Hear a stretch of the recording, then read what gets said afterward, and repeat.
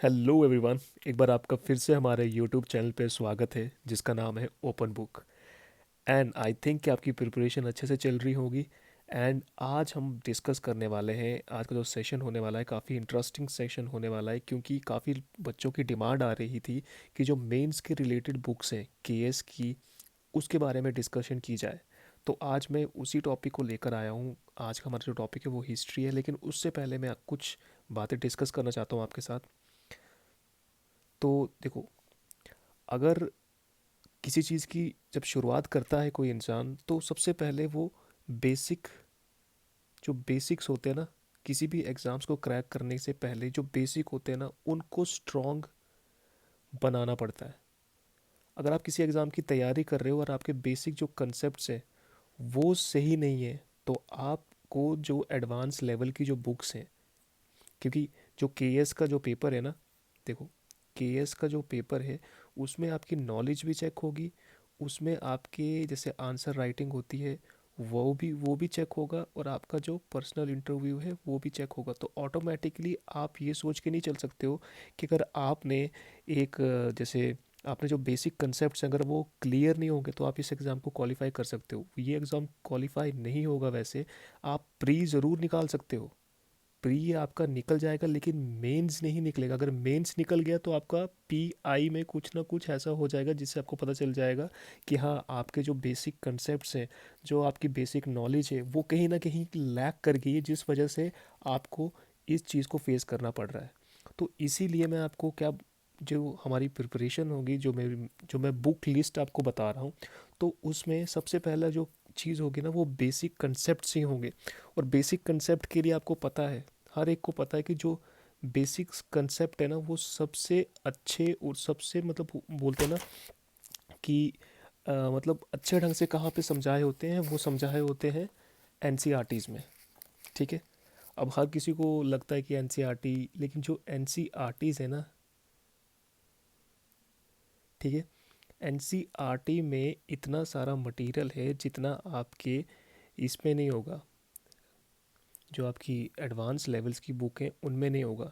तो ये जो हिस्ट्री आज का जो हम लेकर आए हैं सेशन, वो हिस्ट्री के रिलेटेड लेकर आए हैं। एंड आप प्लीज़ वीडियो को पूरी देखना, एंड तक देखना। आई होप यहाँ से आप कुछ ना कुछ ज़रूर सीख कर जाओगे, जो कि आप आगे किसी को बता सकते हो, या आपके कोई कज़न रिलेटेड कोई भी अगर केएस की तैयारी करने वाला है। क्योंकि हाल ही में मीटिंग बैठी है एंड मुझे लग रहा है कि 1 मंथ या 2 मंथ के अंदर अंदर के एस जो है 2022 की नोटिफिकेशन है वो आउट हो जाएगी। एंड आई थिंक 150+ पोस्ट हैं। सो अगर चाहते हो बनना तो इजीली आप आराम से बन सकते हो, क्योंकि आज से भी तैयारी करने लग जाओगे तो आप इजीली इसको टैकल कर सकते हो। सो बेसिकली देखो, जैसे मैंने आपको कहा था कि, वेट अ सेकेंड, देखो, सबको पता है कि एनसीईआरटी में हमने ये सारी जो चीज़ें हैं 6, 7, 8, 9, 10, 11, 12 ये हमने पहले से पढ़ी हैं, लेकिन अब हमारे दिमाग से बिल्कुल वॉश आउट हो गया है। लेकिन बेसिक कंसेप्ट जब आपके क्लियर होंगे तभी आप एडवांस लेवल की बुक पढ़ पाओगे। क्यों? क्योंकि जब आपको बेसिक ही नहीं पता होगा कि अब जो पहली बार हिस्ट्री पढ़ रहा है, ठीक है, जो पहली बार हिस्ट्री पढ़ रहा है, तो उसको बैटल्स या आर्ट एंड कल्चर, कैसे कैसे डेवलपमेंट हुई, कैसे कैसे स्ट्रगल हुई, कैसे कैसे मतलब जितनी भी हिस्ट्री है वो उसको नहीं पता है। लेकिन जैसे वो एनसीईआरटी पढ़ेगा, क्योंकि एनसीईआरटी में जैसे आवर पास्ट, फॉर एग्जांपल जैसे ये दिया है आवर पास्ट, इसमें पास्ट के रिलेटेड होगा, ठीक है, लेकिन पूरे पास्ट नहीं होगा इसमें, लगभग कोई 4 या 5 चैप्टर होंगे, लेकिन वो थोड़ा डिटेल में पढ़ाया होगा। तो ऑटोमेटिकली जब आप एडवांस लेवल की बुक पढ़ोगे उसमें इतना डिटेल में अंदर नहीं गए होंगे जैसे कि इसमें गए हैं। ठीक है, आ रही है बात समझ में? तो इसीलिए सबसे पहले देखो, 6th क्लास की आवर पास्ट पार्ट फर्स्ट है, 7th क्लास की पार्ट सेकंड आ जाएगी, 8th क्लास की, ये सब एन हैं, थर्ड, ठीक है। फिर आपके पास आ जाती है 9th क्लास की, India and the contemporary world part. अब देखो, जो हमने ऊपर देखा ना, 6, 7, 8, ये एंशियट इंडिया के रिलेटेड है, ठीक है, ये किसके रिलेटेड है? ये है एंशंट इंडिया के रिलेटेड है। एंड जो नाइन्थ और जो नाइन्थ एंड टेंथ है वो इंडिया एंड कंटेम्प्रेरी वर्ल्ड, मतलब इंडिया में जब कुछ फ्रीडम या जो फ्रीडम स्ट्रगल चल रही थी या कुछ भी इंडिया में हो रहा था, एंड उसके कंटेम्प्रेरी वर्ल्ड में क्या चीज़ें हो रही थी। मतलब आपका इंडिया भी होगा एंड वर्ल्ड हिस्ट्री भी साथ साथ चल रही होगी। एंड जो इलेवेंथ में है, ठीक है, ये आपका पूरा जो वर्ल्ड हिस्ट्री है, आपका जो मेंस टॉपिक है वर्ल्ड हिस्ट्री का, ये पूरा यहाँ से ही है। ठीक है। एंड जो ट्वेल्थ क्लास की है आपके पास, themes of India, Indian history part one, theme theme of Indian history part two and history part three, ये इसमें आपका पूरा का पूरा जो है वो मॉडर्न पोर्शन है। ठीक है, क्या है? मॉडर्न। आपको पहले ये चीज़ें टैकल करनी है। ठीक है, आपको सबसे पहले क्या टैकल करना है? सबसे पहले आपने सिक्स सेवन्थ एट्थ, और ये ज़्यादा कोई बड़ी बुक्स नहीं है, एज अ स्टोरी बुक की तरह आप आराम से इसको रीड कर सकते हो। ठीक है, जैसे ही ये टैकल हुआ उसके बाद आपने वर्ल्ड हिस्ट्री को टैकल करना है। ठीक है, एंशंट वर्ल्ड आ गया एंड यहाँ पे आपका मॉडर्न आ गया, मतलब आपकी एनसीईआरटीज ख़त्म तीन में। ठीक है, इसमें बीच में आपके पास मिडेवल भी होगा एंड ये आपका आ जाएगा इसमें एनसीईआरटीज में। ओके, जब आपको पता चल जाएगा, अच्छी सफिशेंट आपके पास नॉलेज हो जाएगी कि कौन से इवेंट के बाद उसके बाद क्या चीज़ हुई थी। ठीक है, उसके बाद आपको आना है एडवांस बुक में। अगर आपके पास क्लियर नहीं है, अभी भी आपको लग रहा है कि मेरा थोड़ा सा एंशियंट में या मॉडर्न में कहीं ना कहीं मेरा थोड़ा सा पता नहीं चल रहा है, तो आपको उस चीज़ को दोबारा से रिवाइज करो। ठीक है, जल्दबाजी मत करो कि एडवांस बुक पे चले जाएंगे हम लोग। क्यों? क्योंकि एक बेसिक कंसेप्ट आपको पता है, आईएएस में मैक्सिमम क्वेश्चन इधर से पूछे जाते हैं, एनसीईआरटी से। किसी ने अगर ये एनसीईआरटी पोर्शन अच्छे से कर दिया होगा ना, तो ऑटोमेटिकली उसके अगर 20 क्वेश्चन अगर हिस्ट्री के आ रहे हैं तो वो 11 क्वेश्चन ईजिली कर सकता है। क्यों? क्योंकि बेसिक कंसेप्ट क्लियर है, उसको पता है इसके बाद कौन सी चीज़ें हुई है, कौन सी डायनेस्टी में क्या हुआ था, आर्ट एंड कल्चर किसके रिलेटेड है। ठीक है, तो फर्स्ट आपका क्या होगा कि आपको जल्दी से जल्दी अच्छे ढंग से आपको एनसीईआरटीज़ को ख़त्म करना है।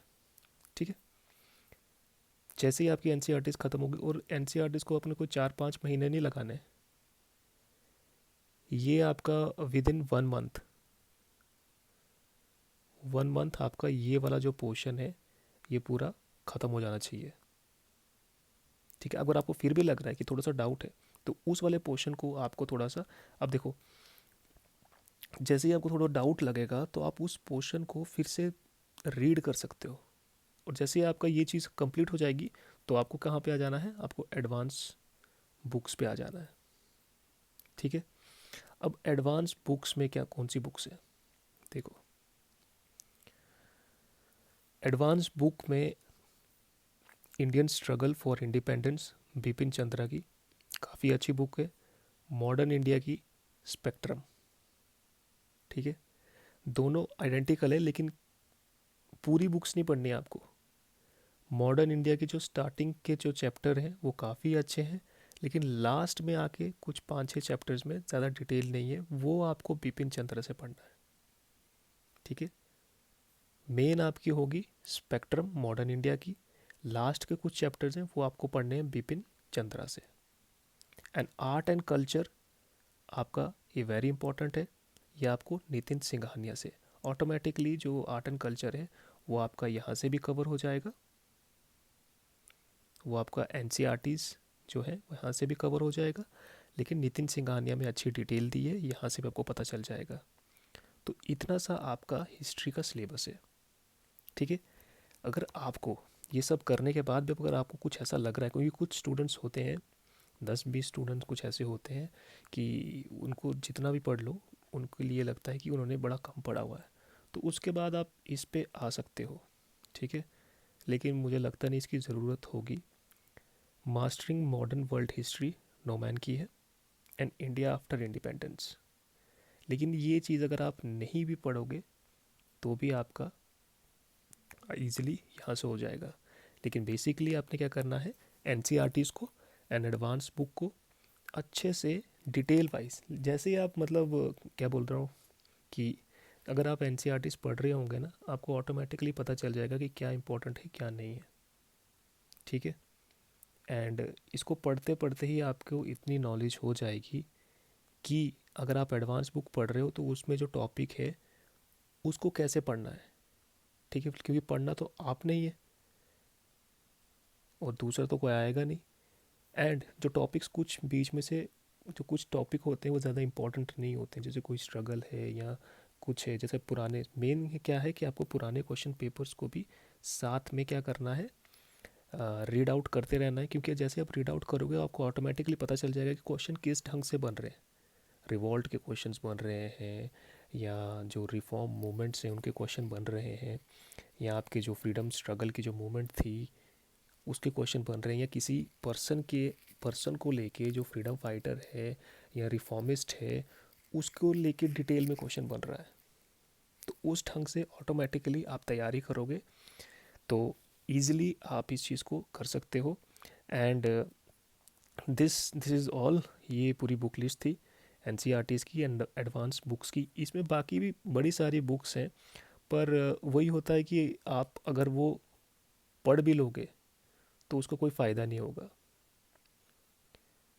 क्योंकि एक बुक को अगर आप 5 बार अच्छे से रिवाइज करोगे और 5 बुक को आप एक एक बार पढ़ोगे तो उसका कोई फ़न नहीं है। तो इससे अच्छा आप जितना जितना मटेरियल हमारे पास कंसोलिडेटेड, मतलब जितना छोटा मटेरियल हमारे पास होगा, छोटा इन द सेंस नहीं कि आप बिल्कुल कुछ भी नहीं है आपके पास, जितना मटेरियल इम्पॉर्टेंट है, जितना मटेरियल हमको एग्ज़ाम पास करने के लिए चाहिए, हम उतना कर सकते हो। अगर एग्ज़ाम पास हो गया उसके बाद आप पढ़ते रहो, जितनी हिस्ट्री आपको पढ़नी है, वर्ल्ड में बतेरी हिस्ट्री पड़ी हुई है, ठीक है।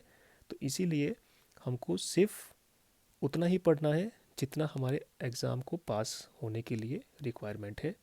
And this is all. ये एन आ गई, एडवांस बुक आ गई। अगर कुछ भी इसके रिलेटेड कोई डाउट होगा या कुछ भी होगा तो प्लीज़ मुझे बताएं। एंड हाँ, दूसरी बात कि ये जो बुक्स हैं, अगर आपके पास है एन अगर है तो वेल एंड गुड, क्योंकि आपको एन मैक्सिमम ओल्ड एन पढ़नी है, ठीक है। क्योंकि एन का जो बुक्स होती हैं इन्होंने चेंज भी की है, कुछ न्यू कंसेप्ट बुक्स का लेकर आए हैं। लेकिन जो ओल्ड एन है उसमें ज़्यादा अच्छा मटेरियल दिया हुआ है एंड डेप्थ में दिया हुआ है काफ़ी। तो वो प्रेफर करें अगर नहीं मिल रही हैं आपको। एंड क्योंकि उनकी पीडीएफ थोड़ी मुश्किल है मिलना, तो इसीलिए आप लोग बाय करना। एंड इस वीडियो के डिस्क्रिप्शन बॉक्स में मैं लिंक्स डाल दूंगा, क्योंकि कुछ कॉम्बोज आते हैं कि अगर आप 3 बुक लोगे तो थोड़ा सस्ता पड़ जाएगा आपको। तो हमने भी वैसे ही लिया था। तो वो कॉम्बोज में ये इधर नीचे डिस्क्रिप्शन बॉक्स में डाल दूंगा, आप यहाँ से वो बुक परचेज़ कर सकते हो। लेकिन फ़र्स्ट ऑफ़ ऑल आप एन पे जाना, अगर आप न्यू हो बिल्कुल, अगर आपने हिस्ट्री नहीं पढ़ी है, एंड अगर आपने पढ़ी भी है, अगर आपने एन को नहीं पढ़ा है तो प्लीज़ सबसे पहले एन में जाओ। वहाँ पे पढ़ने के बाद उसके बाद आप एडवांस में आओ। क्यों? क्योंकि एन में आप काफ़ी अच्छा होल्ड कर जाओगे एंड काफ़ी अच्छी नॉलेज गेन करने के बाद आप जब एडवांस बुक को पढ़ोगे ना तो आपको और भी ज़्यादा अच्छे से होगा। क्योंकि मेंस में आपको जब आंसर राइटिंग करोगे ना, जब आपको पता चलेगा कि 150 नंबर का या 120 का क्वेश्चन है और आपको 2 पेजेस पे लिखना है, तो आपको दिमाग में स्ट्राइक होने चाहिए वो पॉइंट की जो इम्पोर्टेंट है। जब आपने डेप्थ में पढ़ा होगा तो आपको ऑटोमेटिकली पॉइंट पता होंगे। सो वैसे स्टडी करनी है कि जैसे मेंस, क्योंकि बेसिकली ये मेंस की तैयारी है। एंड मेंस अच्छे से होगा, नंबर अच्छे से आएंगे तो इंटरव्यू में तो मार्क्स लेने के ज़्यादा चांसेस होंगे। क्योंकि कुछ भी क्वेश्चन अगर वो उठा के पूछ लेंगे, हिस्ट्री के पूछे, ज्योग्राफी के पूछे, तो आपने डेप्थ में स्टडी की होगी तो ऑटोमेटिकली आप इजीली आंसर दे सकते हो। सो ये हिस्ट्री था। एंड आई होप जल्दी मैं जोग्राफ़ी का या इन्वायरमेंट का या पॉलिटी का मटेरियल या जो भी है ये डिटेल्ड वीडियो सेशन में लेकर आऊँगा। सो कोई भी डाउट होगा तो प्लीज़ आप इनबॉक्स या कमेंट करके मुझे बताएं, तो मैं वहीं पे आपका जो भी डाउट है वो सॉल्व कर लूँगा। एंड इस वीडियो के लिंक में डिस्क्रिप्शन बॉक्स में मैं लिंक डाल दूँगा एंड आप इजीली वहाँ से परचेज़ कर सकते हो। एंड कॉम्पोज भी होंगे जहाँ पे आप इजीली आराम से बुक्स ले सकते हो। So thank you so much guys. Okay bye.